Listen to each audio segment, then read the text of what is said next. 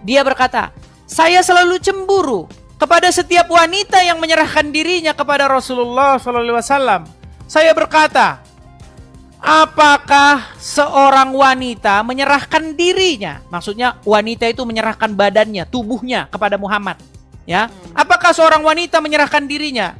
Maka ketika Allah Azza wa Jalla menurunkan ayat, kamu boleh menggauli siapa yang kamu kehendaki di antara mereka. Dan boleh pula menggauli siapa yang kamu kehendaki dari siapa yang ingin kamu ingini untuk menggaulinya kembali. Sebentar nih, pelan-pelan nih. Kalian biar tahu nih Muhammad nih seperti apa nih ya. Iya, saya pernah naik juga. Ah, ini lagi. Berat ini, kemarin sudah mengakui Quran jatuh dari langit. Aduh, berat ini dan lagi. Iya, gimana Lina? Tahu Jawas di sini, orang muslim semua di sini. Bila berdebat dengan orang Kristen tak akan paham. Siapa yang nggak paham? Yang orang muslim akan naik di kotak nih, bagi hidayah kamu semua orang Kristen di sini tak akan paham. Yang tak akan paham siapa? Ya termasuk kamu lah. Buset, kok nggak paham gimana, Lina? Maksudnya nggak pahamnya gimana? Nggak paham tuh maksudnya. Kamu tiada tertarik pun yang Allah tuh adalah Tuhan, yang Yesus tuh kamu tertarik ialah Tuhan kamu. Begini Lina, begini. Dari mana kita bisa yakin bahwa Allah itu pernah ada? Aku tanya sama kamu. Sedangkan di dunia ada ujian kan tidak ujian? Ini nggak nyambung sih Lina, ini gimana? Gini Lina, Yesus pernah datang ke dunia ini. Nah, iya datang. Dia membangkitkan orang mati, orang buta yang datang kepadanya dibuatnya melihat kembali, orang lumpuh berjalan. Ketika Yesus ada di tengah-tengah dunia ini, permasalahan umat manusia itu diatasi oleh Yesus. Salah satu permasalahan besar yang dihadapi oleh umat manusia ini adalah kematian. Masalah terbesar umat manusia yang sampai hari ini tidak bisa diatasi adalah kematian. Dan Yesus membangkitkan orang mati. Sekarang saya tanya, dari mana kita bisa yakin bahwa Allah itu pernah ada? Apa jangan-jangan Allah itu cuma karangannya Muhammad aja? Dari mana? Coba tunjukkan kepada saya bahwa Allah itu pernah ada. Apa keyakinan apa atau bukti apa yang Anda bisa yakinkan bahwa Allah itu bukan karangan Muhammad? Coba. Allah tuh memang ada, tapi dia uji. Kapan Allah pernah ada? Cuman ada di pikirannya Muhammad kan? Bukan pikiran Muhammad. Muhammad tuh memang dari dulu memang dihina. Oke, seandainya Allah pernah ada, bagaimana? Apakah Allah pernah menyatakan dirinya bahwa dia pernah ada? Pernah? Gimana? Kapan? Ada di Al-Quran. Dia cakap aku adalah masa. Coba cari di Al-Quran. Iya, masalahnya itu kan cuma keluar dari Muhammad doang. Muhammad ngomong bahwa begini, Allah begitu, dia tidak beranak, tidak diperanakan. Batu juga nggak beranak, batu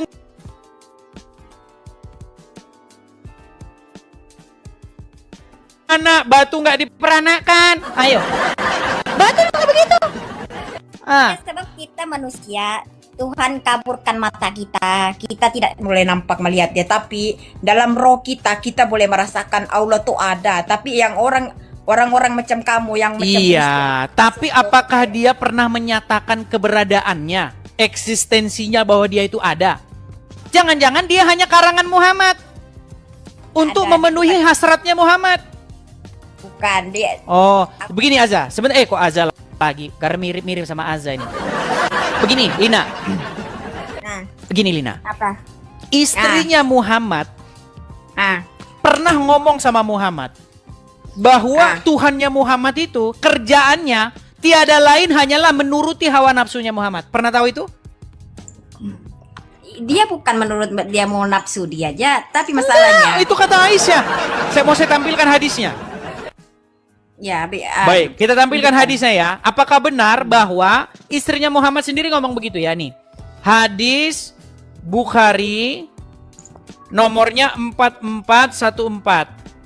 Ya, kita tampilkan di sini. Kamu bisa baca Arab? Bisa baca tulisan Arab? Ya, boleh. Oke, saya tampilkan ya, sabar. Ya. Mohon maaf ya teman-teman ya. Saya balik dulu kamera saya sebentar. Ya. Lihat ya. Nih. Ini Arabnya.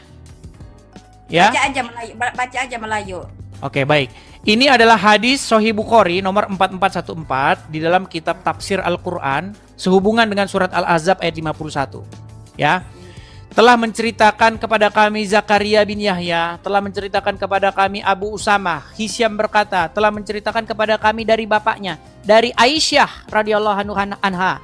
Dia berkata, saya selalu cemburu kepada setiap wanita yang menyerahkan dirinya kepada Rasulullah SAW. Saya berkata, apakah seorang wanita menyerahkan dirinya? Maksudnya wanita itu menyerahkan badannya, tubuhnya kepada Muhammad. Ya, apakah seorang wanita menyerahkan dirinya?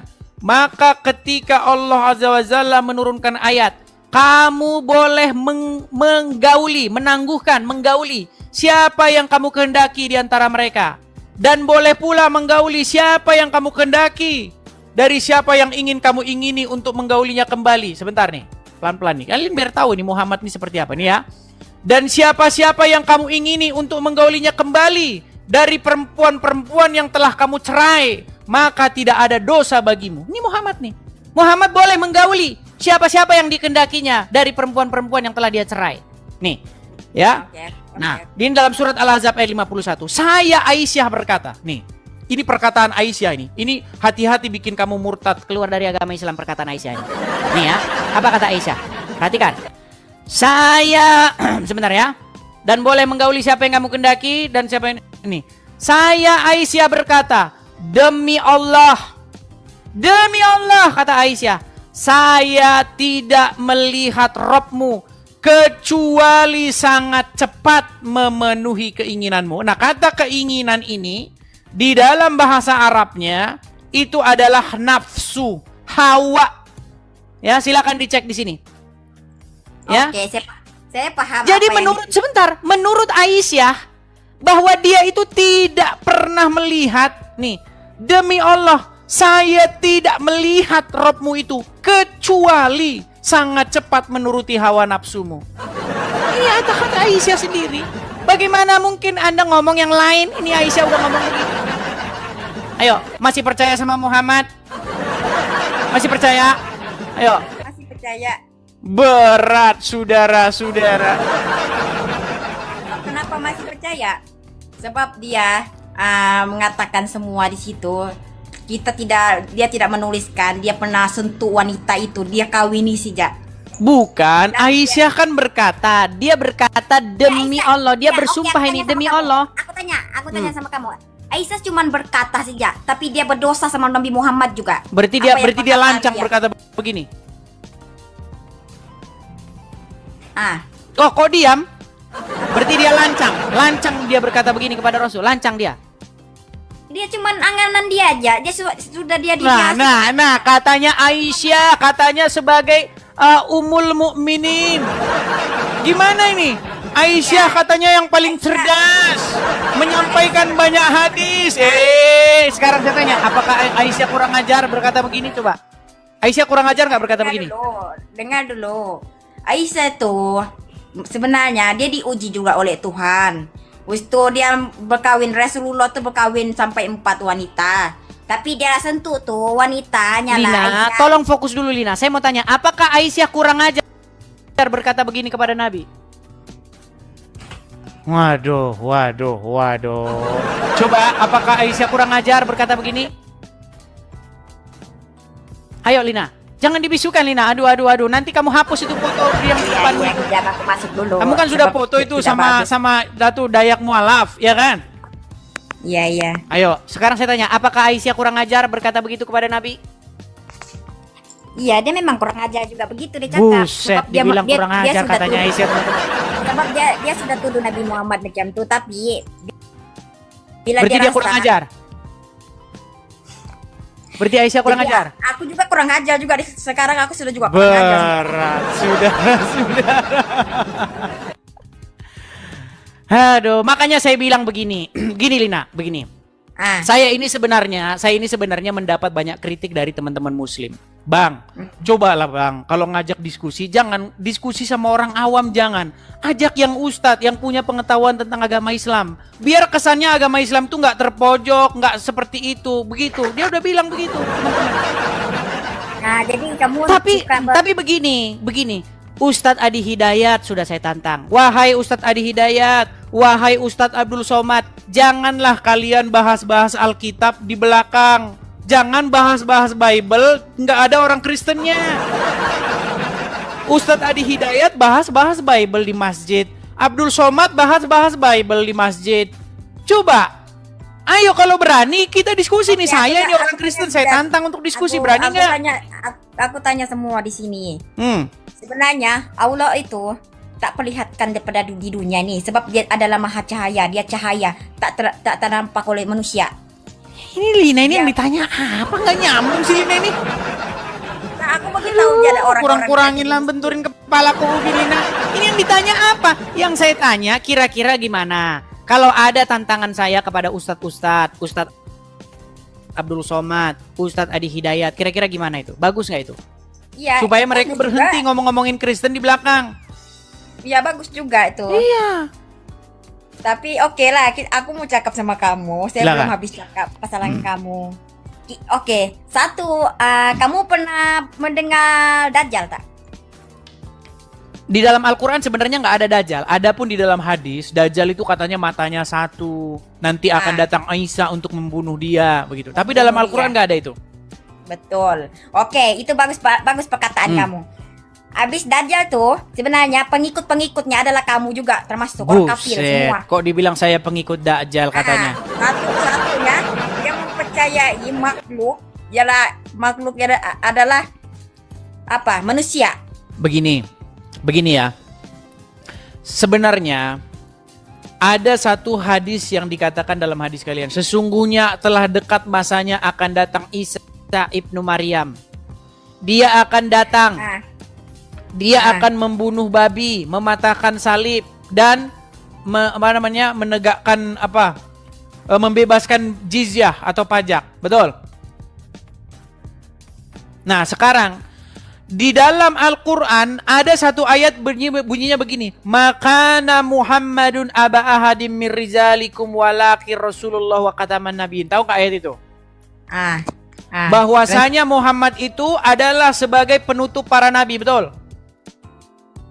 Sebagai nabi terakhir, betul?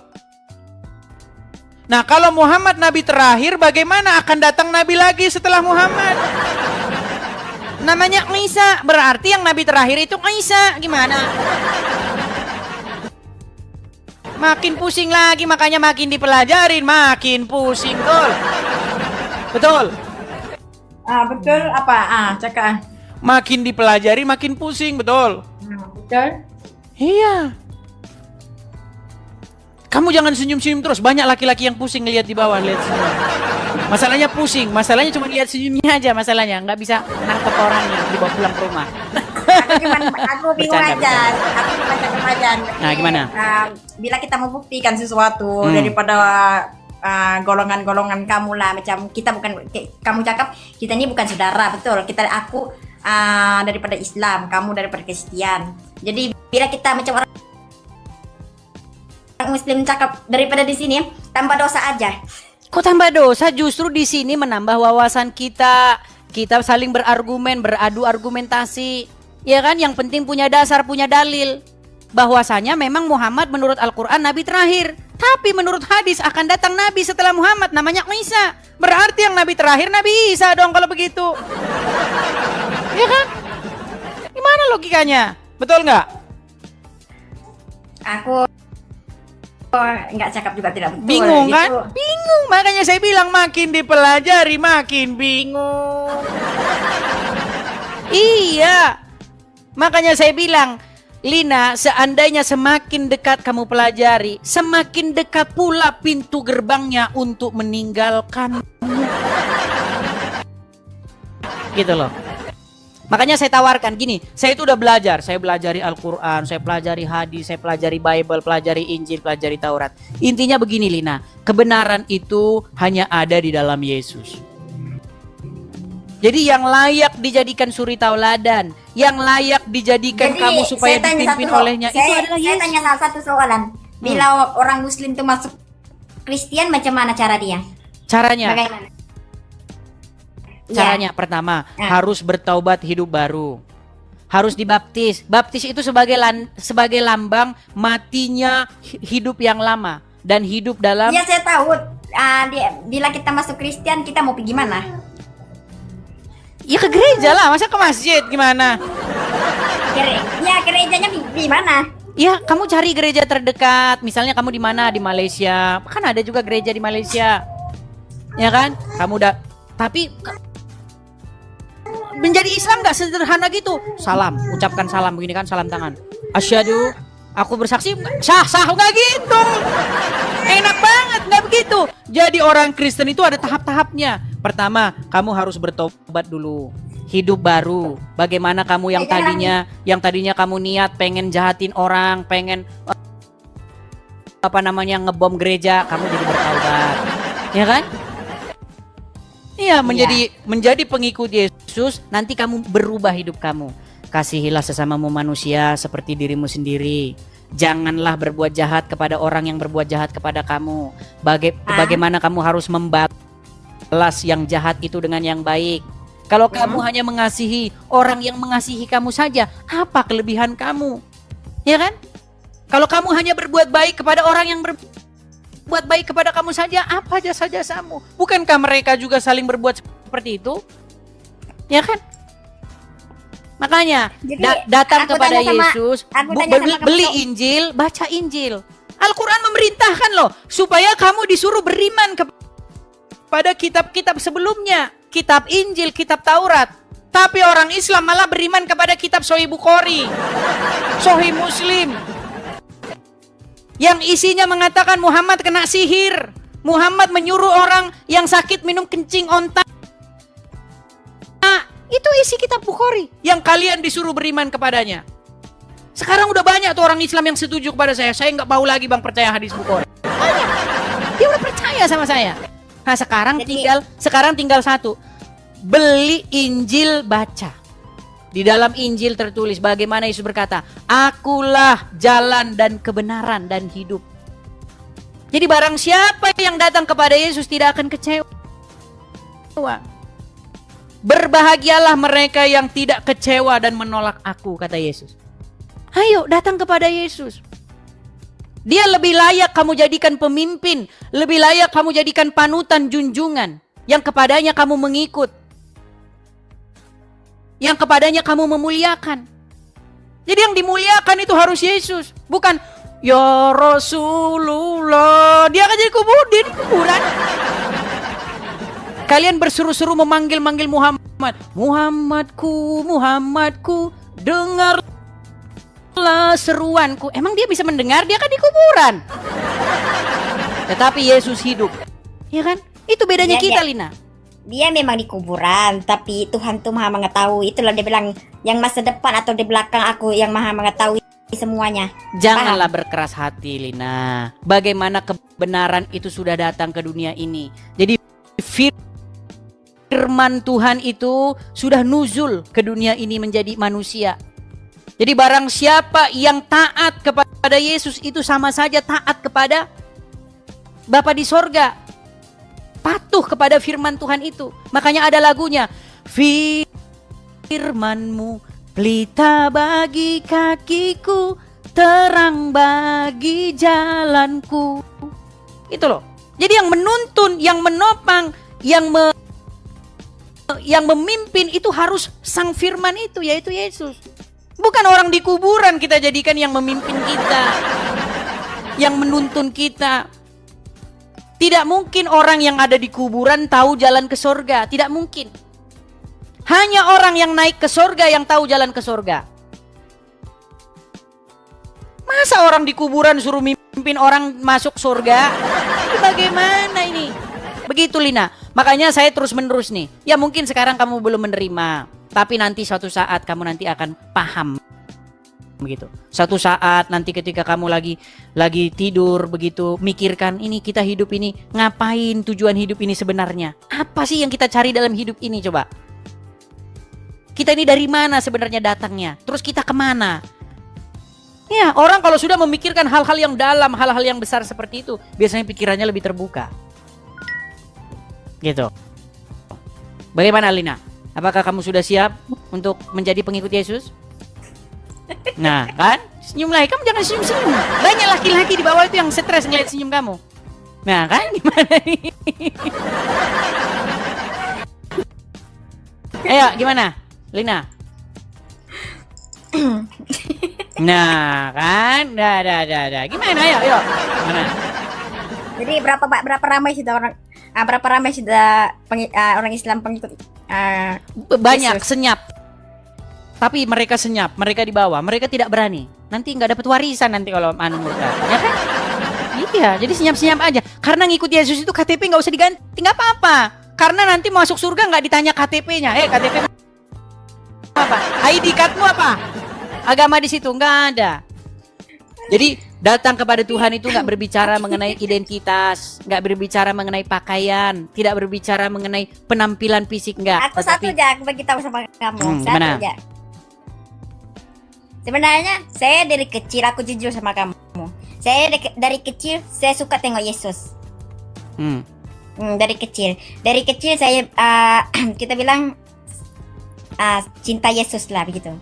Cinta Yesus tapi pergi ke Arab cium batu gimana? Aku belum habis cakap. Sebab aku kalau aku cakap di sini tentang Nabi Isa, kamu tidak akan mengenal. Orang kafir semua kan tidak mengenal di sini. Isa itu siapa? Tapi aku mengatakan Yesus saja lah. Aku mencintai Yesus, tapi saya tidak rasa dia itu adalah Tuhan.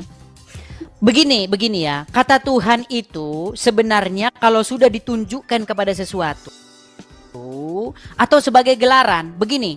Ketika orang Islam saya tanya, ini debat saya dengan seorang Muslim, ya, biar kita sama-sama paham nih, Sebenarnya yang Anda maksudkan itu benar. Kalau kata Tuhan di situ merujuk kepada Bapa di sorga yang mengutus Yesus. Yesus itu bukan Bapa di sorga. Nih, saya kasih contoh ya, begini. Nih. Dia menantang saya untuk mengatakan kepada seluruh umat Muslim bahwa Nabi Muhammad adalah Rob. Wahai umat Muslim, percayalah bahwa Nabi Muhammad itu adalah Rob kita. Percayalah. Jadi aku tanya sama kamu, Rob itu apa maksudnya? Sebentar, begini. Jadi Rob atau kata Tuhan itu artinya adalah sebuah gelar atau title yang siapapun apapun bisa menjabat sebagai gelar itu. Saya kasih contoh. Iblis itu bisa menjadi Tuhan ketika kamu takluk, patuh, tunduk, mengikuti apapun kata dia. Maka iblis itu menjadi Tuhanmu di situ. Nah begini, kata Rob, ketika umat Muslim saya tanya, apakah Muhammad itu Rob? Kalau kata Rob ini saya tujukan kepada Allah, jawabannya bukan. Muhammad bukan Rob. Kalau kata Rob itu maksudnya di situ adalah Allah. Tapi kalau kata Rob itu sebuah title, sebuah jabatan, itu bisa merujuk kepada Muhammad. Nah sama seperti Yesus. Yesus itu Tuhan, maksudnya Yesus itu menyandang gelar itu. Karena ketika Anda menjadikan Yesus sebagai orang yang kepadanya Anda patuh, takluk, tunduk, mengikuti apapun kata dia, maka Yesus itu menjadi Tuhan. Nah, tapi Yesus Tuhan itu bukan berarti dia itu Bapa di sorga yang kepadanya Yesus berdoa. Yesus sendiri berdoa kepada Bapa, ya kan? Kok kenapa? Jadi kata Yesus bukan Tuhan dalam pengertian kata Tuhan itu ditujukan kepada Bapa di sorga. Itu jawabannya betul. Betul. Betul. Makanya ada satu ayat nih ya. Ada satu ayat.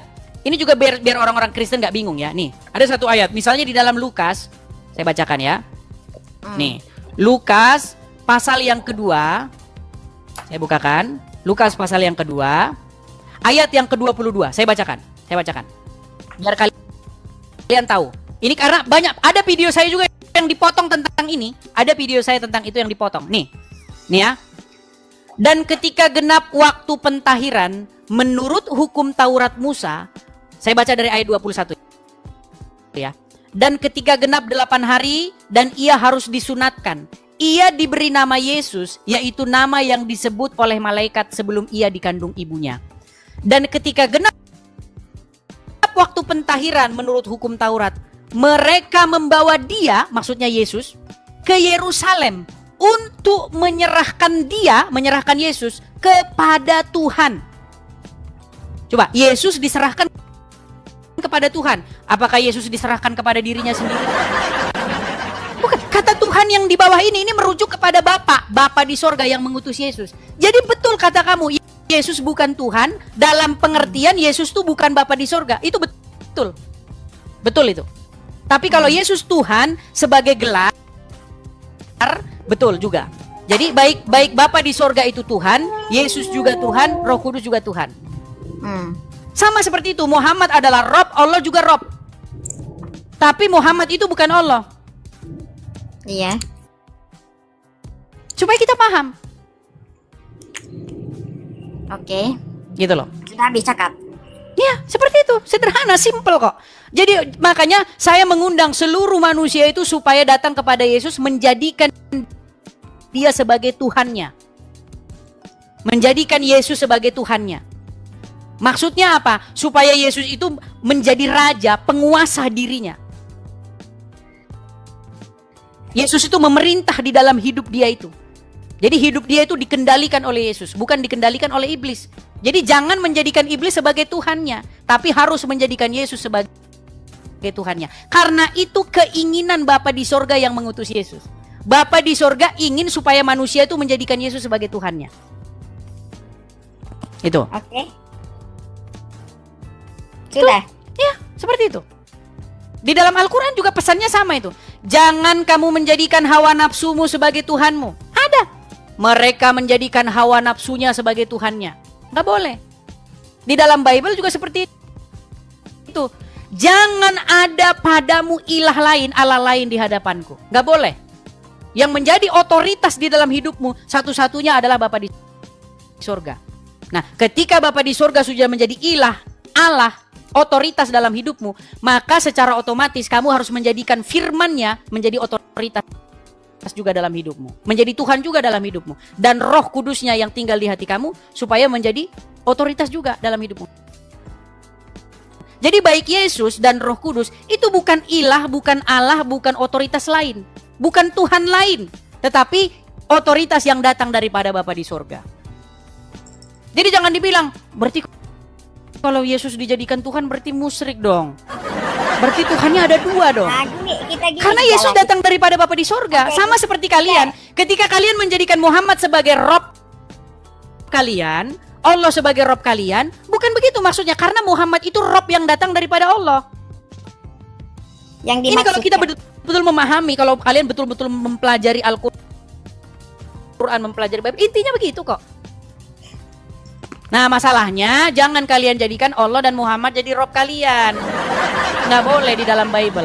Karena menurut Bible Muhammad dan Tuhannya itu, Allah itu adalah Tuhan yang lain, ilah yang lain. Gitu. Itu adalah Tuhannya orang Arab.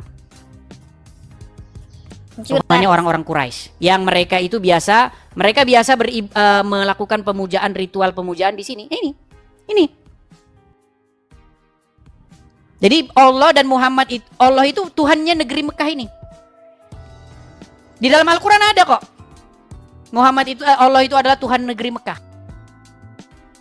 Nih, mereka biasa bertawaf di sini. Mereka tawaf sambil telanjang, mereka menyembah ilahnya, Allahnya di sini. Tapi ya, memang akhirnya diambil alih oleh agama Islam.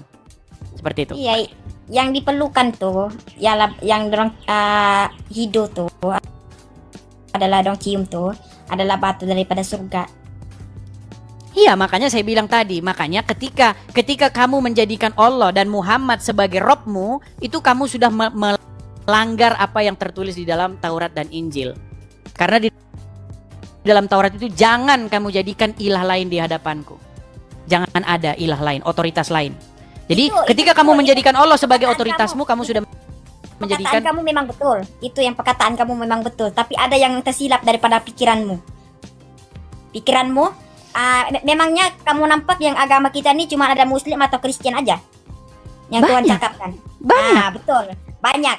Jadi bukan yang termasuk daripada kamu, golongan kamu ataupun Muslim. Yang lurus tuh Muslim, kita Kristen Kristen dengan Muslim hampir sama dia punya cerita.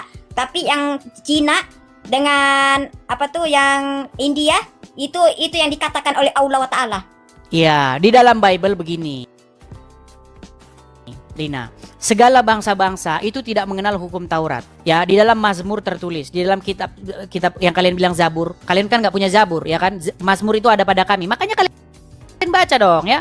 Gini, Tuhan memberitakan firman-Nya kepada Yakub, hukum dan ketetapan-ketetapannya kepada Israel.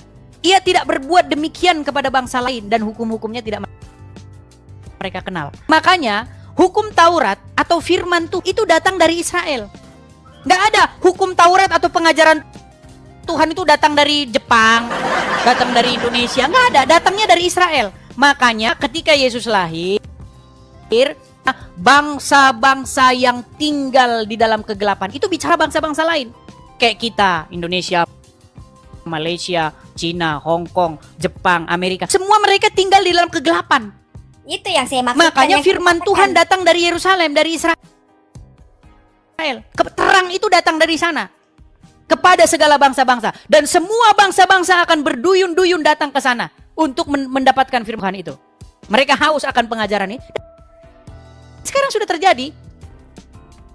Nah, kalian ini malah firman Tuhan datang dari Arab tuh gimana ceritanya? Firman Tuhan datang dari Arab, ada-ada aja. Itu.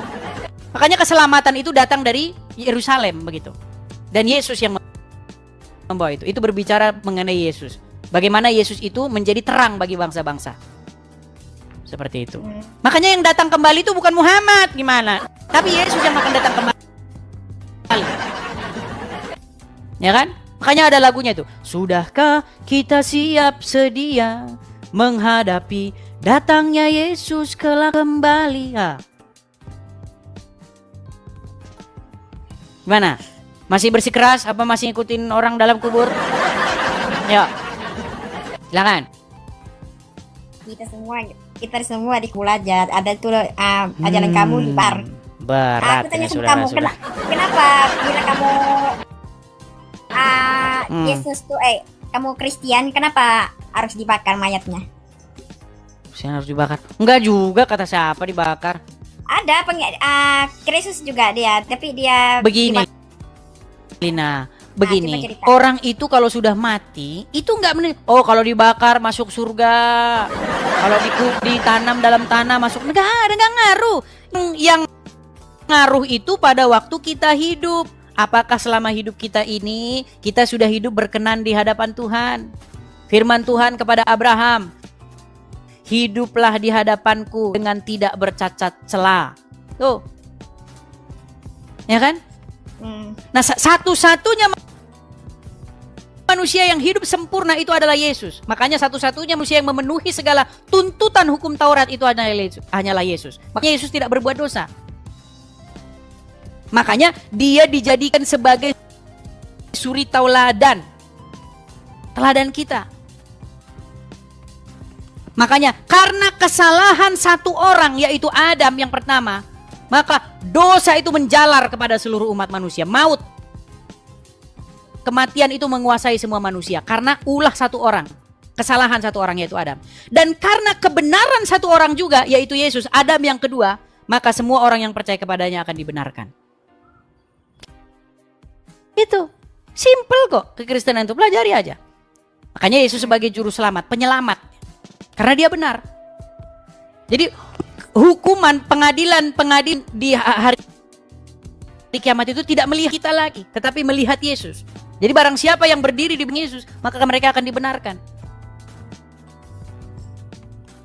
Jadi jangan merasa, wah saya udah benar, saya sudah suci, saya siap menghadapi tahta pengadilan Tuhan. Enggak.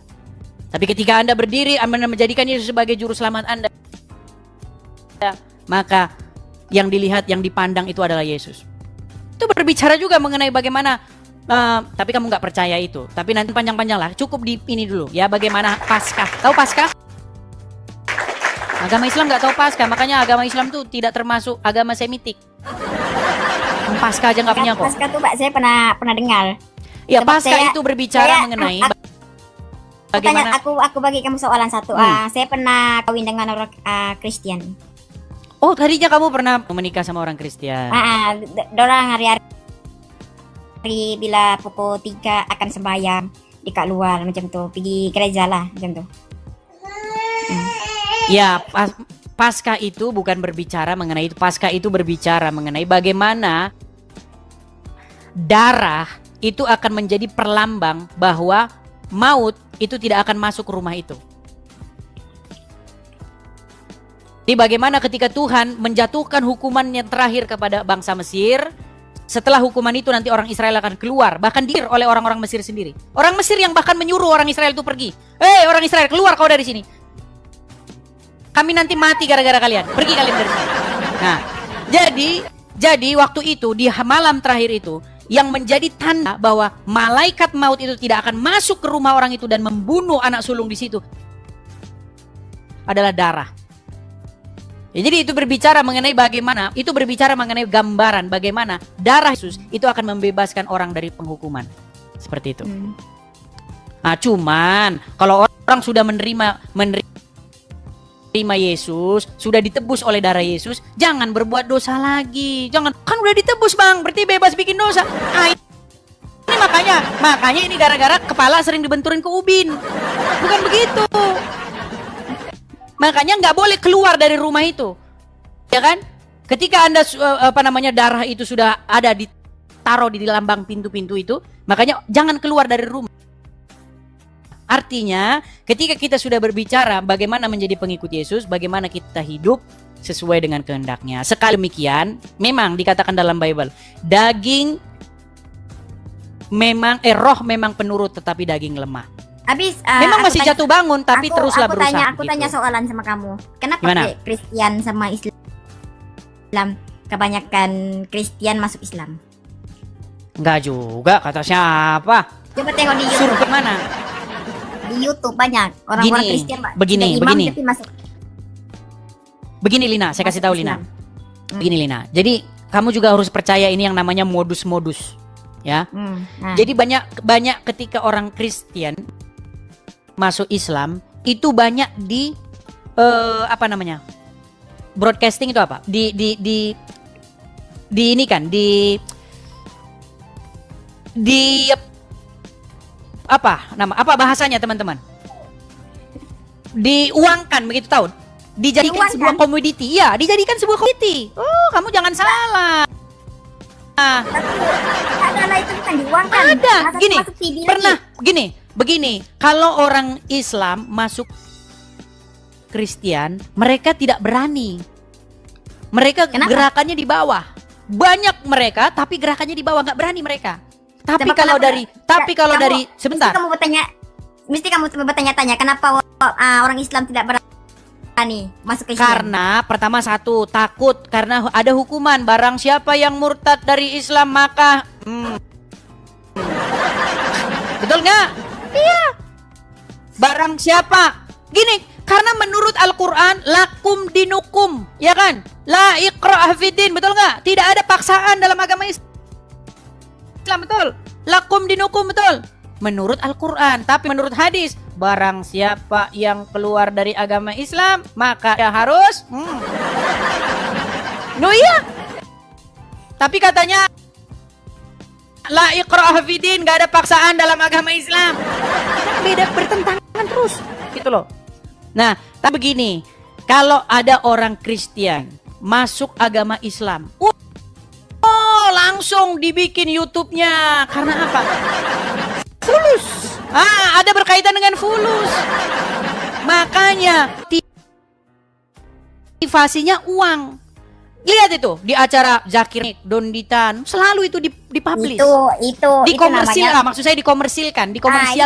Itu dinamakan yang kamu cakap dibayar kan? Iyalah. Apalagi saya tahu modus mereka itu, gerakan-gerakan mereka itu. Saya tahu. Aku tanya sama kamu di sini. Aku tanya sama kamu. Yang kamu cakap itu semua fitnah. Kok fitnah? Gimana buktinya? Buktinya apa? Mari teman-teman kita dukung dana untuk mualaf. Nah, ini sudah mulai kan? mulai. Ya memang oke lah, itu nggak apa-apa lah, ada dasar boleh lah gitu ya. Mungkin mualaf ini tidak oke lah, ada dasarnya. Tapi kenapa selalu begitu? Kenapa yang jadi mualaf pasti nggak punya duit? Kenapa? Coba sekali-kali yang mualaf justru dia ngasih duit, ada nggak? Yang mualaf terus-terusan nggak ada duitnya, ada saja. Bukan itu mencurigakan? Tanya sama kamu supaya saya boleh pasti, supaya saya tidak ragu-ragu mau masuk Kristen kan?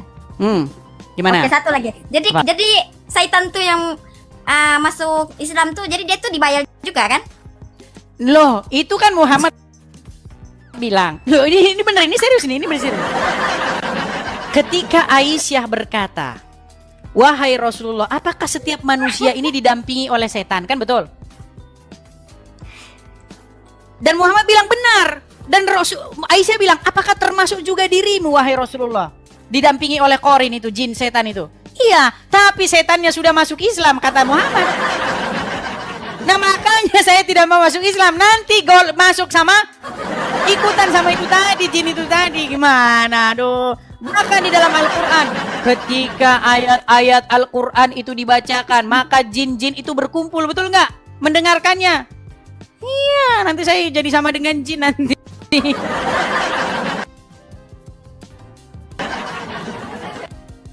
Begitu, Lina. Oh, saya sudah paham. Oke. Tapi ngomong-ngomong, banyak pertanyaan dari para netizen di bawah, terutama kaum pria. Apakah Lina masih single? Single mom. Wah, single mom tuh. Silakan. Oke lah Lina ya, karena ini juga saya sudah. Pak, saya sebenarnya tidak mau laki dekat bawah nih. Saya mau Idris aja pasangan hidup saya supaya saya. Nah, saya tidak bisa. Supaya kamu masuk Islam aja. Nah, apalagi. Tapi bila kamu mencintai saya, kamu akan masuk Islam juga. Tidak bisa. Oke lah Lina ya, karena kita sudah nanti mungkin juga sudah waktunya untuk buka puasa. Makanya saya temani kan. Sambil menunggu buka puasa. Iya. Sambil menunggu buka puasa, enaknya nonton Edis TV, dapat banyak pengetahuan. Kalau nonton kajian siang di TV, kalian malah lihat itu. Tapi itu jelas, saya terima kasih sama kamu. Sama-sama Lina. Sama-sama. Saya berterima kasih sebab kamu ajarkan saya yang saya tentu sebenarnya dibagi uang juga. Hah? Gimana? Oke lah Lina ya, ini kita sudah masuk mau acara mungkin buka puasa teman-teman. Jadi ini juga sudah waktunya saya istirahat. Begitu Lina ya. Besok sambung lagi. Oke host, kamu istirahat lah. Oke. Bye, selamat datang. Terima kasih. Ya, Azza, gimana Azza? Waduh, nih. Ribet banget ya. Ribet kayaknya jadi orang Islam. Kalau mau makan harus begini ya kan? Begini kalau main ribet. Ayo silakan. Yuk. Lagi dia stable sebentar.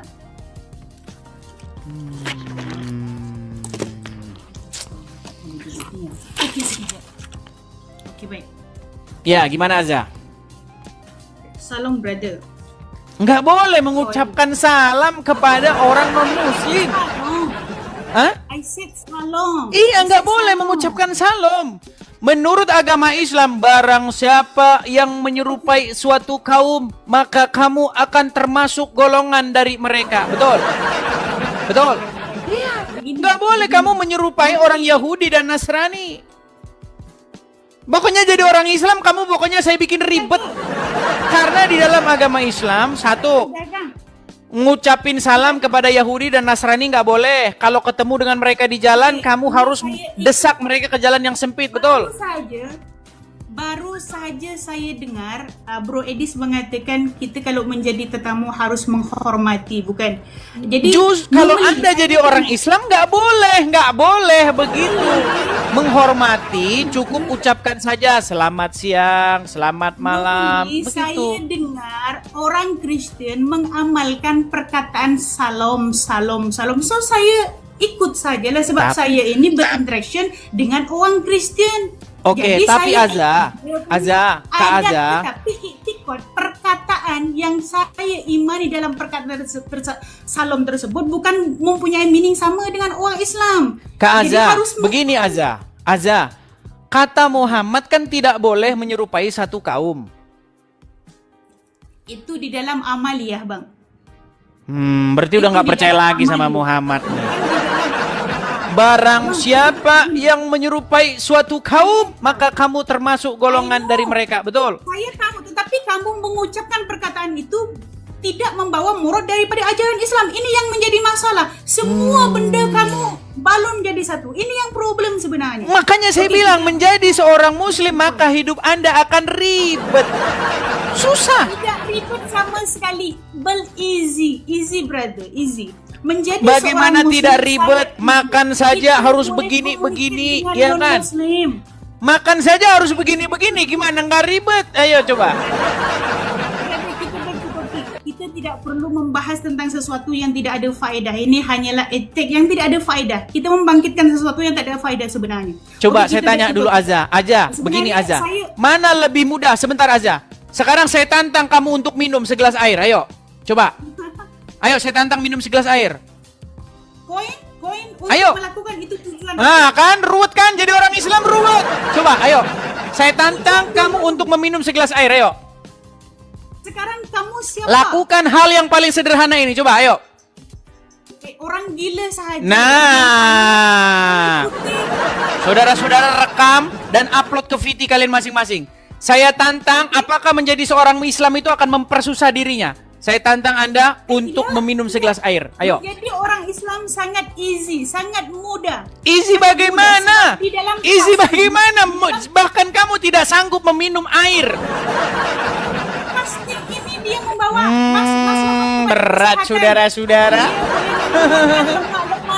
Dia boleh mengontrol hawa nafsu kita. Banyak manfaatnya untuk fasting ini, brother. Saya bukan bicara mengenai fasting. Saya bukan berbicara Disebabkan mengenai di dalam puasa. fasting ini- Aza. Ya. Seandainya sekarang tidak bulan puasa, bagaimana cara kamu men-challenge Tidak saya ada untuk masalah. minum segelas air? Tidak ada masalah. Gimana caranya? Masalahnya kamu datangkan challenge di masa yang tak tepat. Itu namanya kamu jahil. Itu tak namanya kamu otak tidak ditempatkan di tempat yang betul. Begini, Berada Aza. otak ini kita diberi otak oleh Aza. Allah, harus ditempatkan di tempat yang betul. Gini, Bila Aza. orang muslim tengah puasa Aduh, tetapi kan kamu marah-marah challenge, kan? Begini, saya tadi sudah Saya bilang tahu betul, harus nak punya meluruskan begini kamu Aza, punya akal Aza dulu. harus punya yang namanya adab. Nah, Adab. itu dia. Saya minta Makanya- kamu beradab, bukan saya minta kamu mengucapkan shalom kepada saya. Saya tahu. Beradab Disebabkan itu saya cukup beradab Anda naik ke itulah sini, ucapkan saya selamat pagi, menyesuaikan selamat diri siang, di hanya dalam itu. berkomunikasi dengan lawan saya begitu. Oke, begini Aza. Saya mau tanya sama kamu. Saya ini kan sudah 13 tahun lamanya mendalami Al-Quran. Oh, serius Kalau ini? ada di Quran ayat yang bilang bahwa wanita wajib menutup kepalanya, saya lompat dari Petronas. Ya kan? Saya pergi ke KLCC ya, KLLC, saya lompat dari Monas. Dari Petronas. Ayo. Silakan. Itu ada je. Silakan. Dalam Al-Quran. Kalau ada ayat di dalam Al-Quran, seorang muslimah wajib menutup kepalanya. Saya terjun dari Monas. Ayo silakan. Di mana ayatnya? Silakan. Itu ada saja. Iya, di mana? Bahkan Adanya di mana, Aza? Oke. Dalam Al-Quran mengatakan wahai Muhammad katakanlah Silakan. kepada Oke, kaum saya bukakan. Arab. Saya bukakan. Surat berapa ayat berapa? Ayo. Surat berapa ayat berapa? Ya. Tapi saya Oke. sebenarnya nak ini dulu. Jangan Iya, balik konteks sedikit. dulu, tak? Habis itu Sebenarnya selepas tunjukkan ayat, kita ke sini. Yuk. Di mana ayat berapa? Sebentar. Nah, kan? Meninggal dunia. Karena relax lah. Inilah jadi Kristen ni tak relax langsung ribet hidup kamu Aidis. Justru Ribet. kamu yang ribet ketika Nah. saya membaca Al-Quran. Anjurkan orang supaya Dikatakan tidak di ribet, situ tetapi kamu tidak orang ada yang ayat yang semuanya wajib miskin. menutup kepalanya di mana? Ayat berapa? Ini dia. Nah, relax lah. Ya, relax ini relax. Yuk, silakan. Wahai Nabi, katakanlah kepada Quran surat berapa? Ayat istri-istri- berapa? anak-anak kamu, perempuan-perempuan. Quran surat berapa? Mukmin, dia kata hendaklah. An-Nur berapa? Surat Al-Ahzab ayat 59. Al-Ahzab 59. Baik ya, kita bukakan di sini Al-Ahzab 59. Ya, silakan dibaca di situ. Silakan. Wahai Nabi, katakanlah kepada istri-istri kamu, anak-anak perempuan kamu, juga istri-istri semua orang mukmin, hendaklah mereka menutup jilbab kalian ke seluruh tubuh. Bukan setakat kepala yang Edis mention saja, tapi keseluruhan tubuh ini wajib ditutup supaya setan-setan tidak menjadi. Baca dulu ayatnya, nggak ada begitu. Supaya setan-setan nggak ada. Nggak ada. Hendaklah mereka mengulurkan hijabnya, mengulurkan jilbabnya ke seluruh tubuh mereka. Yang demikian itu supaya mereka lebih mudah untuk dikenal. Perhatikan, tujuannya supaya mereka lebih mudah untuk dikenal. Karena itu mereka tidak diganggu. Dan Allah adalah Maha Pengampun lagi Maha Penyayang. Betul? Hebat kan Allah kita kan? Oke, baik. Hebat. Jadi tujuan Pelan, pelan-pelan Azza. Pelan-pelan. Aduh. Azza, pelan-pelan. Apakah saya boleh ngomong? Boleh saya bicara? Baik. Saya ini sebenarnya ingin mendidik orang-orang Islam. Begini ya Azza ya. Ini ayat ini berbicara, latar belakang ayat ini adalah sehubungan dengan Umar ibn Khattab. Tahu? Ini adalah sarannya Umar ibn Khattab, betul? Bagi saya bukti bahwa baik. Umar bin Khattab. Baik. Kalau Saya kamu baik. perhatikan Ini asbabun baik. nuzul daripada kalam Baik, ini, baik. Edis. Baik, Kamu sabar ya. bercerita tentang Al-Quran. Oke, Bapak. Aduh, ini sayangnya ini. Buktikan bahwasanya surat Al-Ahzab ayat Baik. 59 Baik. ini kalam daripada Umar bin Khattab. Baik, sabar ya. Sabar Kalau ya. ada Al-Ahzab 59 merupakan kalam daripada Umar bin Khattab, saya terjun daripada Munas. Oke, baik. Baik. Kalau asbabun nuzul tidak ada masalah lah. Tetapi kalau Baik. kamu klaim bahwasanya Sabar, Al-Ahzab 59 sabar ya, ini sabar. kalam daripada Sayyidina Umar, memang no brother. No, never. Baik ya, baik. Oke, kita akan bukakan sebuah hadis ya. Lari ke hadis. Sekarang Loh. lari ke hadis. Berarti oke, tidak Loh, ada berarti enggak percaya kepada hadis? Enggak percaya kepada hadis? Percaya saya tak, it's okay, just Oke, one. baik. Tak ada different pun, tak ada contradict between Al-Quran dengan Al-Hadis. Sebab Oke. Al-Hadis tubayin lil Quran. Baik. Susah jadi hidup kamu, Edis. Hanya tahu teks orang saja, tapi kan tidak pernah muhasabah diri. Sehingga hanya merasa diri je yang betul. Tapi sebenarnya saya interested dekat kamu punya title yang mengatakan umat Islam menyembah. Baik ya. Kita akan bukakan sebuah hadis bahwasanya itu Umar berkata di dalam sebuah hadis bahwa Allah itu setuju kepada Umar itu di dalam 3 perkara ya. Sebentar. Saya akan tampilkan hadisnya di sini. Tunjukkan bukti Ya. bahwasanya azab 59 itu perkataan Umar, bukan perkataan Allah. Oke, pusing baik. ini sekarang, pusing. Baik ya. Sebenarnya ini sudah saya tampilkan di sini, tapi saya nggak tahu ini kenapa tidak mau mengecil ya. Saya coba Kamu atasi. menipu, dia pun tak accept lah. Gimana? Sebab kamu menipu, dia pun tak accept. Oh, Belakang begitu. kamu yang kamu tampilkan itu tak accept. Sebab kamu Iya, menipu. iya, sabar Kalau ya, mau sabar ya. dikatakan kalam Umar itu tidak ada dalam sejarah ajaran Islam. Sebentar. Baik. Susah, Edis Kita punya hidup tampilkan susah. hadisnya. Tetapi kita balikkan kamera ya. Nih. Saya akan balikkan kameranya ke dulu. Sebenarnya ini yang di layar saya ini, tapi karena terlalu besar mungkin ya ukurannya, jadi kecil begitu dia, tidak bisa Jadi di sini Umar berkata bahwasanya ada 3 perkara yang Allah itu setuju kepada Umar, ya. Sebentar. Nih, saya balikkan. Oke, nah ini ya, lihat ya. Nih. Jadi Umar ya, dalam sebuah riwayat Muslim ya yang dikutip oleh As-Suyuti dalam kitab Tarikh Khulafanya ya. Pertama ya. Nih. Kita bacakan dari sini saja ya. Imam Mujahid, salah satu tabi'in, murid Ibnu Abbas, pernah menjelaskan bahwa ketika Umar berpendapat, Al-Quran turun untuk mendukung pendapat tersebut. Bahkan Ali bin Abu Thalib menyatakan bahwa Al-Quran memuat sebagian pendapat Umar. Hal ini menunjukkan bahwa pendapat-pendapat Umar sering menjadi pijakan kronologis turunnya sebuah ayat. Nih, mufa waquftu. Umar ini diungkapkan oleh Umar sendiri dalam sebuah riwayat Bukhari Muslim yang dikutip dalam kitab As-Suyuti dalam Tarikh Khulafanya. Pertama, menjadikan makom Ibrahim sebagai tempat sholat. Ya, saat itu Umar berkata kepada Nabi untuk menjadikan makam Ibrahim sebagai tempat sholat. Kemudian turunlah ayat, ya, wa takhizu min maqami Ibrahim dan seterusnya ya. Dan jadikanlah makom Ibrahim sebagai tempat sholat. Ini ide Umar ini. Menjadikan makom Ibrahim sebagai tempat sholat, ide Umar lah, jadi ayat Quran. Nah, kemudian yang kedua. Sebentar. Kedua, hijab.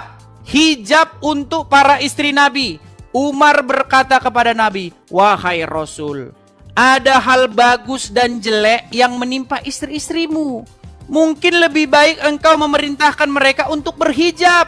Selanjutnya turunlah ayat waliyadribna bi dan seterusnya. Dan hendaklah mereka menutupkan kain kudungnya kepada dadanya. Ini ide Umar ini. Jangan salah, ini idenya Umar. Jadi ayat Quran. Terus yang ketiga, ketika istri-istri Nabi saling cemburu, termasuk putri Umar yang bernama Hafsah. Melihat hal itu, akhirnya Umar memberikan nasihat kepada Hafsah untuk tidak berlaku demikian. Karena bisa jadi Nabi akan menceraikannya dan diberikannya ganti dari Allah dengan istri yang lebih baik darinya. Setelah Umar menasihati putrinya, turunlah ayat Quran dengan kalimat seperti ini, ayat Al-Quran ini. Ini sumber-sumber Islam sendiri, bukan karangan saya. Jadi makanya pernah saya bilang, di dalam ada satu buku itu berjudul Lubang Hitam Agama. Judulnya berjudul Lubang Hitam Agama. Bagaimana di situ Muhammad dan Umar bersekongkol mengarang ayat Quran. Sembarangan saja, saudara-saudara. Namanya itu ada. Jadi jangan dibilang saya mengada-ngada, saudara ya. Ayo, silakan tanggapi. Yo. Sudahlah. Saya balikkan kamera saya dulu. Yo, silakan. Jadi jangan dibilang mengada-ngada. Saya nggak mengada-ngada, Aza. Oke, baik. Silakan. Saya tanggapi. Berkenaan kamu mengatakan kita harus jadi waras dulu. Harus jadi waras. Menggunakan akal ini harus menjadi orang waras dulu, Edis. Poin pertama yang kita timbulkan di dalam pembahasan kita, kamu mengatakan kepada Azza, mana dalil daripada Al-Quran mengatakan bahwasanya perempuan di dalam Islam ini harus menutup aurat begini. Jadi saya tunjukkan. Bukan menutup aduh, Azza ini yang dibahas apa?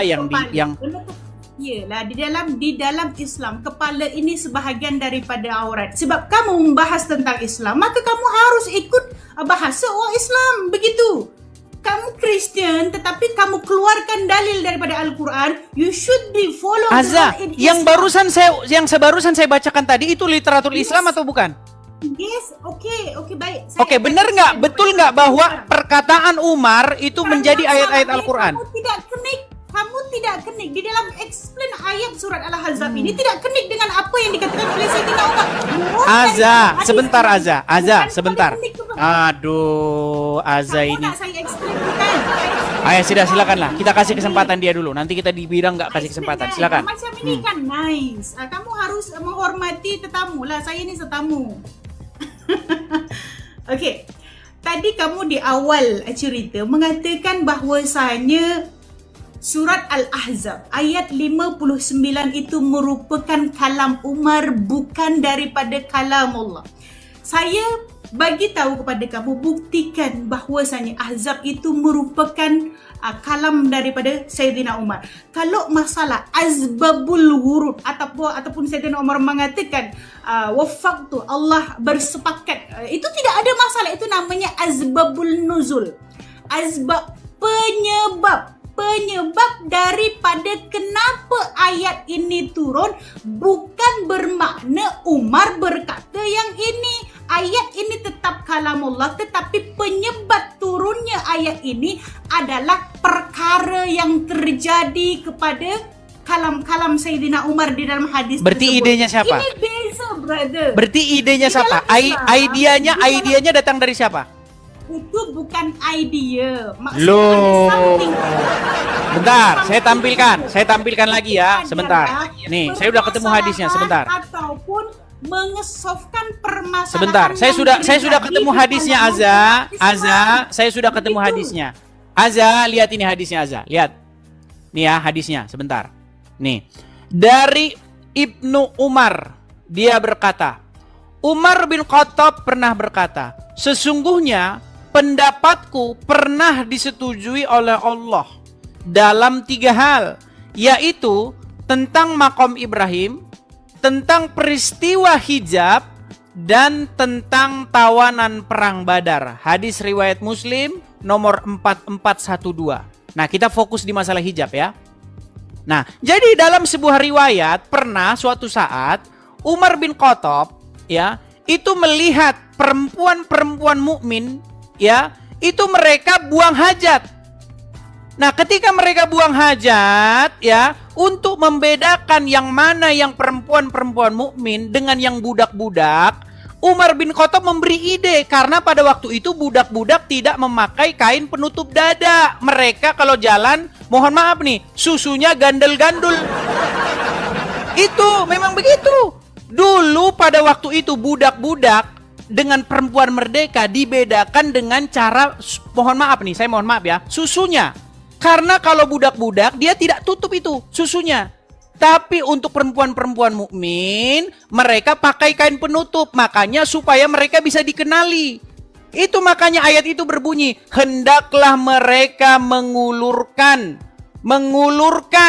ke seluruh tubuh mereka supaya mereka bisa dikenali. Dikenali dari mana? Dari mana yang budak, mana yang merdeka. Aduh, ini kamu kurang belajar agama Islam. Nah, sekarang saya tanya dulu Azza, betul nggak itu yang saya bilang? Betul nggak? Tidak betul. Tidak betul katanya. Connection tidak betul. Masalah hadisnya betul. Dia punya terjemahannya juga betul, tetapi connect itu murad dia tidak betul. Maksud daripada yang kamu kata, oh Oke, ini gimana idea bunyi hadisnya? daripada- Coba bunyi Bukan hadisnya gimana? begitu. Sebentar, bunyi hadisnya Bukan gimana? begitu. Kamu mengatakan itu idea daripada Umar, bukan? Begitu. Sebentar. Bukan? Saya tanya dulu. Kalau begitu bunyi hadisnya seperti apa? Saya mau tanya. Bunyi hadisnya seperti apa? Kalau begitu apa? Begitu apa? Tadi kan sudah saya bacakan. Suatu waktu Umar melihat ada perempuan-perempuan mukmin, mereka sedang buang air besar, betul nggak? Oke, sudah. Coba Saya bacakan gimana? Sebenarnya, misunderstanding kamu di dalam Jangan masalah bilang ini, misunderstanding kamu dulu. Gini, Azza, jangan bilang misunderstanding. Coba kau bacakan. Aduh, berat ini. Gimana ini Azza ini? Coba bacakan dulu bagaimana Umar bin Khattab dia melihat istri-istri Nabi atau perempuan-perempuan mukmin mereka buang air besar. Coba. Oke, sekarang sebelum saya saya Ini kata- Anda bilang saja. Anda tidak tahu perkara itu. Kalau tidak tahu nggak apa-apa. Biar saya jelaskan. Arti tersebut tidak ada masalah, tetapi yang harus diluruskan kepada kamu. Ini Azza ini sebab nggak tahu, relation bilang aja. Azza, kamu tahu nggak cerita bagaimana istri-istri Nabi, bagaimana perempuan-perempuan mukmin mereka buang air besar? Azbabun nuzul. Saya bacakan saja ya. Ini nampaknya dia ini ngeyel. Ini keras Saya kepala dia saya ini. Saya punya bacakan ya. plan dululah. Saya punya Hah? masa dululah. Saya sudah dengar hadis tersebut. Oke, Tapi coba saya baca. masih Coba bacakan. explain dulu. Coba bacakan. Saya sudah tahu hadis tersebut. Iya, Saya sebelum sudah biar umat hadis tahu, coba tersebut. bacakan. Kan tadi kamu sudah baca wa akhraja Muslim. Ini saya sudah jumpa hadis tersebut. Oke, coba gimana? Bacakan dulu biar umat tahu. Ini banyak umat yang nggak tahu apa-apa ini. Mereka tidak tahu apa-apa. Makanya saya bilang mereka masih Islam itu karena mereka nggak tahu apa-apa. Coba bacakan. Bukan, saya tidak bercerita. Apakah kamu malu tentang untuk Islam membacakan di sini. kenyataannya bahwa yang kamu pakai itu adalah seragam buang air besar? Ayo, coba. Ini yang menjadi masalah. Loh, Bila kamu Azza, yang tidak pakaian yang kamu mengetahui pakai itu adalah pada waktu itu untuk membedakan supaya ketika kamu buang air besar, kamu bisa dibedakan dari budak-budak. Coba ayo, Sudah, bukan. coba Oke. bacakan riwayatnya yuk. Begini. Saya harus luruskan dulu. Tidak perlu Jangan dibacakan. kalian Saya bangga tahu. dengan pakaian. Lihat nih pakaian seorang muslimah. Jangan bangga dulu. Riwayat mengatakan karena itu pakaian dulu dipakai untuk membedakan mana perempuan merdeka, mana budak. Edis, memang saya bangga sebagai as a Muslim. Saya tertutup Oke, coba berbanding bacakan. orang yang free. Free dilihat. Apa orang kata, kalau Indonesia kata free apa? Free apa? Free tanpa bayar tu apa Indonesia kata? Gratis, percuma, sama itu. Gratis. Terus? Mana boleh tubuh saya tidak gratis, brother. Tidak gratis. That's why saya tutup. Ini gimana kok malah bahas itu? Itu kata orang Islam zaman sekarang, tapi sejarah nggak bilang begitu. Gimana? Bilang begitu. Di dalam tafsir bilang begitu. Itu kamu yang kata, tetapi Nabi saya bilang begitu. Saya lebih percaya Nabi saya atau percaya kamu? Tidak lah. Justru kamu tidak Oke, percaya dengan saya- Muhammad. Nih, saya bacakan saja ya. Masalahnya kamu tidak percaya loh. Gini, Azza, seandainya kamu percaya, kamu akan mengiyakan apa kata saya. Sebentar, saya akan bacakan saja hadisnya kepada kamu ya. Nih, Itu harus luruskan satu one by one dulu. sebentar, saya akan bacakan hadisnya sama kamu nih. Satu masalah belum settle. Aduh, kamu gimana pergi ke ini kalau masalah kayak yang begini lain. nih? Selesai. Nih, saya bacakan saja nih Azza ya. Nih Azza. Nih Azza. Coba nih Azza. Coba saya bacakan nih ya nih. Umar bin Khattab pernah berkata kepada Nabi Shallallahu Alaihi Wasallam, tolong perintahkanlah kepada para istri Anda untuk berhijab. Aisyah melanjutkan, namun beliau tidak melakukannya. Sedangkan istri-istri Nabi Shallallahu Alaihi Wasallam juga biasa keluar pada malam hari ke tempat buang hajat. Maka istri beliau, ya, Saudah binti Zam'ah keluar. Ia adalah wanita yang berpostur tinggi. Lalu Umar bin Khattab melihatnya ketika ia berada di majelis. Katanya, "Hai Saudah, kami mengenalmu." Sesungguhnya Umar menegurnya hanya karena dia ingin semoga ayat hijab segera turun. Kata Aisyah, memang tidak lama kemudian Allah Azza wa Jalla menurunkan ayat tentang hijab. Hadis riwayat Bukhari 5771. Jadi ceritanya itu gara-gara buang air besar. Aduh, kamu nih nggak percaya. Ini masalah latar belakangnya itu seragam yang kau pakai, yang kau bangga-banggakan itu cerita masalah buang air besar. Oke, sudahkah? Ayo, masih nggak percaya lagi? Oke, saya kasih saya kesempatan lah. Dan Silakan. tadi, wah saja. Aduh, berat, Saya saudara-saudara. tidak masalah. Jadi, Coba, ayo. dengar baik-baik, sahabat-sahabat sekalian di sini, jangan terprovok kepada uang-uang yang menjelaskan tentang ayat. Jangan ataupun hadis. curhat, Tapi Azza. dia- Kamu jawab saja, Azza. Kamu malah curhat. Relax lah. Ayo, Jangan silakan, yuk. Macam ini, relax. Harus cool, tak handsome tau. Oh, dah lah, Hedis tak handsome. Saya sudah lah. handsome, Dia Azza. malah- Saya sudah handsome dari dulu. Saya sudah handsome dari dulu. Silakan, ayo Ya, jawab saja, saya yuk. tahu. Silakan. Ya. Hmm. Okey, baik. Okey. First sekali, Edis harus understanding, harus faham bahwasanya saya tidak pernah menafikan akan adanya hadis tersebut. Jadi hadis tersebut ini menceritakan tentang suatu masalah yang terjadi di masyarakat orang Islam Seperti mana yang Edis mengatakan bahwasanya ketika itu Sayyidina Umar tengok situasi, macam mana nak mengesolve situasi ini, begitu bukan? Jadi dia nampak ketika itu yang sama lah. Dia nampak ketika itu seorang perempuan, dia pergi tapi dalam keadaan tidak menutup aurat. Sehingga di situ Sayyidina Umar merasa risih. Tak macam Edis. Kalau Edis mungkin free. Ini barang apa tadi? Free apa? Barang apa free? Barang gratis. Free. Indonesia apa? Barang gratis. Mungkin kalau Edis berada situasi Sayyidina Umar, Enggak, kita nggak bicara masalah itu, Aza. Masalahnya idenya itu datang dari Umar, betul tidak? Umat Islam ini bukan Begini, begitu. Aza, Sayyidina begini. Umar Jangan yang gini. imannya Saya buat ini mudah ya, Aza ya. Sayyidina Umar ini Aza, mengadu. ayo Maksudnya kita buat ini mudah ya. tidak mencari Aduh, solution. si Aza ini Supaya apa sampai jangan-jangan dia tidak conge apa membuat gimana nih sesuatu teman-teman? yang secara gratis. Makanya Aza, telinga jangan ditutup. Ya. Aza, telinga jangan ditutup. Itu dulu ceritanya itu seragam buat beol. Tahu beol? Buang air besar. Masa saya bukan. Aza, Ketika kamu mengakui itu, nggak bahwa saya- itu dulu seragam ceritanya buang air besar? Setuju? Kan bukan begitu. Aduh, kok Sayyidina bukan begitu Umar lagi kan? melihat sosok tubuh. Sayyidina Iya, Umar melihat dulu sosok dengar tubuh, Aza. bukan. Dulu wanita-wanita sebentar, Aza, gini. Dulu wanita-wanita ketika mereka dulu buang hajat, buang air besar, tahu? Tidak pakai penutup. Tidak pakai Betul? penutup. Lalu Umar berpikir, wahai Nabi, gimana kalau kaum wanita-wanita, termasuk juga istri-istrimu, suruh pakai kain penutup, betul? Sehubungan dengan apa? Buang air besar, betul? Itu bukan konteks Gimana sih, Denny? Itu sehubungan dengan buang air besar aja. Aduh, gimana sih Aza ini? Buang air besar. Kok malah jadi saya yang capek ngingetin mereka ini? Oke, intinya begini. Intinya begini Aza, gini.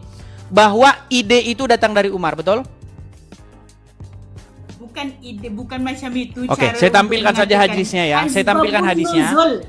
Oke. Asbabun nuzul daripada ayat ini disebabkan Sayyidina Umar tidak mau perkara haram terjadi kepada dia secara free. Oke, duluan siapa? Apa tadi? Siapa yang lebih dulu keluar idenya? Secara gratis. Idenya Umar atau ayat Al-Quran? Bukan ide Umar, tetapi Sebentar. ide tersebut Mana yang bukan lebih dulu ide datang? itu. Aza, sebentar Bukan Aza. ide. Oke. Mana yang lebih dulu datang? Ide Umar bin Khattab supaya istri-istri dan perempuan-perempuan berhijab atau ayat Al-Quran? Oke, sekarang kamu tanya itu idenya Jawab Umar, singkat, bukan begitu. mana yang lebih dulu? Sekarang, sebab kamu bertanya di tempat yang salah. Sekarang saya tanya Kok kepada salah kamu. sih gimana? Yang tadi buang hajat itu ide Sayyidina Umar ke? Ide Sayyidina Umar sehingga Sayyidina Umar melihat perkara secara gratis. Itu ide Sayyidina Umar tak? Oke, berarti Saya lebih dulu ide Umar. Asbabun nuzul Oke, ini, sebentar, berarti lebih dulu ide Umar. Ini adalah permasalahan umat Islam. Berat Terjadi ini sesuatu saudara-saudara yang di bulan happen di puasa yang sekitarnya. sangat berat ini saudara-saudara. Banyak orang Islam yang tidak mengakui. Sebentar, Aza, saya tanya dulu Aza. Oke, ini terakhir Aza, kalau kita tidak lanjut ini berarti kita selesai saja. Gini Aza. Mana yang lebih dahulu muncul? Ide Umar untuk menghijabi, untuk berhijab ke wanita-wanita termasuk istri Muhammad berhijab atau ayat Al-Quran? Mana yang lebih dulu? Oke, ya. Memanglah Al-Quran turun disebabkan adanya kejadian yang terjadi. Maka tentu Mana yang lebih dulu, perkara Aza? tersebut terjadi Aza, terlebih yang lebih dulu dahulu. mana Aza? Perkara yang terjadi kepada Sayyidina Umar, barang yang free tadi itu Oke, terjadi ide Umar lebih dahulu datang, betul? Bukan ide Umar, itu bukan ide Umar. Oke, baik. Sayyidina Umar Kita itu ini terakhir begitu. teman-teman, sabar ya, sabar. Kita Ada harus bersabar something menghadapi yang mereka menjadi teman-teman. Kita harus persoalan. bersabar. Itu Sebentar Aza ya. Saya balikkan dulu kamera saya lagi Aza. Saya balikan. Oke Aza. Aza lihat ini Aza. Ya. Saya tahu Edis. Dengar aja. Kamu Sesungguhnya memahami ini Umar bin ayat Khattab. Al-Quran. Aduh, dengar dulu, ini Umar bin Khattab yang ngomong ini. Anda berani dengan Umar bin Khattab, ini singa Allah ini. Dengar ya, dengar. Nih ya, apa Umar katakan? Sesungguhnya pendapatku pernah disetujui. Sekarang saya tanya, siapa yang menyetujui siapa?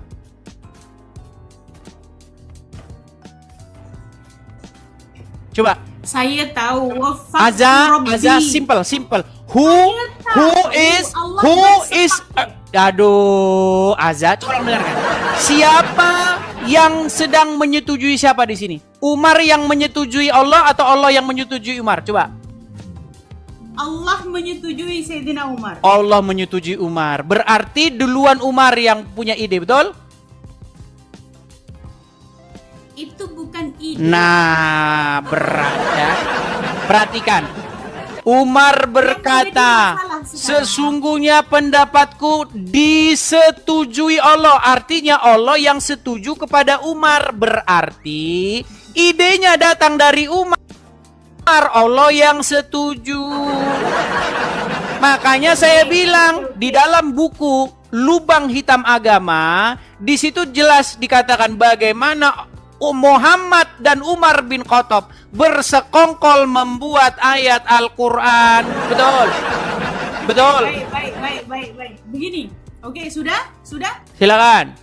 Itu kan pemahaman kamu sebagai Kristen. Pemahaman ajaran di dalam umat Islam. Di dalam umat Islam ini dipanggil asbabun nuzul. Penyebab suatu ayat itu turun apa? Begitu. Jadi yang terjadi kepada Sayyidina Umar, yang dia nampak barang secara gratis tetapi benda itu haram di dalam Islam, ini disetujui oleh Allah. Oke. Berarti ide Umar disetujui Allah, betul? Iya. Oke, berarti ada ide-ide Umar, keinginan Umar yang jadi ayat Al-Quran, betul? Oke, maka betullah bahwa Umar dan Muhammad mereka bermufakat, mereka berdua bersekongkol untuk membuat ayat Al-Quran, betul? Tak kenik. Nah, gimana sih kayak begini nih? Perkara yang happen, yang Sayyidina Umar tidak setuju, kemudian dia cari solusi, adakah itu? Oke lah, baiklah ya, nanti kalau kita lanjut pun akan seperti ini. Artinya begini Azza, kita sudah mendapatkan sesuatu, intinya bahwa ide Umar, bahwa ide atau pendapat Umar disetujui oleh Allah, itu menjadi ayat Al-Quran. Terima kasih Azza sudah mampir ke sini. Ataupun penjelasan daripada umat Islam sendiri. Kalau kamu paham, nggak perlu dijelaskan lagi, itu sudah begitu jelas Azza. Mau dijelaskan lagi. Ayat itu sudah begitu jelas, jadi tidak perlu dijelaskan lagi. Oke? Edis, kamu menjelaskan hadis. Kamu menjelaskan Al-Quran, tetapi kamu tidak tahu murad daripada asbabun nuzul. Umar tidak sudah planning. Tahu Azza, Umar yang punya inisiatif, Umar yang punya ide, disampaikan kepada Muhammad, lalu Allah setuju, betul? Itu betul. Okay. Nah, artinya Umar berpartisipasi dalam hal membuat Al-Quran, betul? Gimana sih? Itu betul. Umar mengadu kepada Rasulullah itu betul. Oke, artinya Umar berpartisipasi dalam menciptakan ayat Al-Quran, betul? Bukan tak betul. Itu tak Aduh, betul. berat. Oke lah. Terima kasih Azza. Kita kasih kesempatan kepada muslimah yang lain ya. Mana boleh macam itu, Edis? Janganlah. Loh, kan sudah begitu jelas, apa lagi? Kamu harus dengar daripada penjelasan saya dulu, murad daripada hadis tersebut. Mana boleh kamu? Ya udah, coba jelaskanlah. Kita kasih kesempatan. Nanti dibilang kita nggak kasih kesempatan. Ya silakan. Ya. Kamu pahami dengan kamu punya kefahaman sendiri. Saya sebagai orang Islam sendiri pun, saya tidak berani untuk menjelaskan hadis based on saya. Nah, ada. Kalau sudah berani, baiklah di bawah. Anda sudah bilang tidak berani aja. Jadi terima kasih. Mohon maaf ya. Nanti kalau kamu sudah berani, saya tunggu lagi untuk datang kemari.